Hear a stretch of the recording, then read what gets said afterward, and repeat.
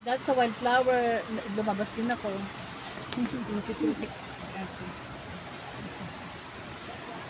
Malapit Si ate guys, nagkukwento ng kanyang buhay. Dami pala niyang sinalihan.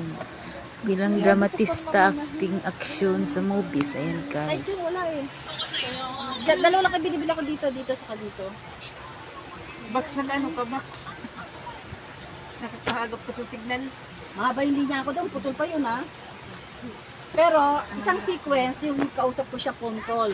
Ang susunod na eksena, yung dumating siya sa office. Yun yung haba ng dialogue ko. Pero 2 sequence lang, saglit lang sa akin yun. Tinawaran pa nga ako, isang 20 by time sa eksena. Yung commercial, malaki. Pagka ano, Malaking mababa kita na. dyan anak eh.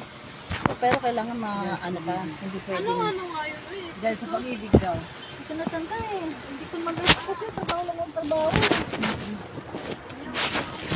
Dahil Daming kapag customer. Si Jackie Rai, diba? Hindi ko na nga masyadong ano yan eh. Wala kayong magawa na, boring din dito. Lalo ka rin yung nakaraan, nag-uulan. Bukas kayo kahit bagyo. Wala. Ay, bukas ko. Oh, talaga? Sabi ko bukas kaya, meron pa kayo. Nalaki pala tinagkita mo ko ganyan din. Oo, napag-graduate ko mga, so wala parents ako. Napag-graduate ko 3 anak ko. Ay hindi, 2 anak ko, isa hindi. May isa.